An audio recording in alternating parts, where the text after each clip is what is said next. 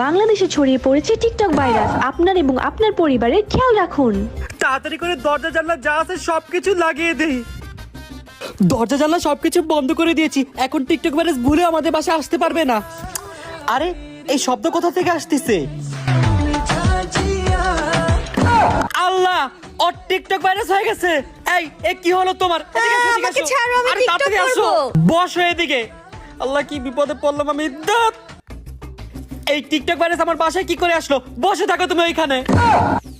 আব্বা যা। কি রে, কিসের সাউন্ড?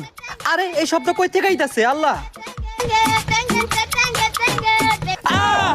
তোরও টিকটক ভাইরাস হয়ে গেছে।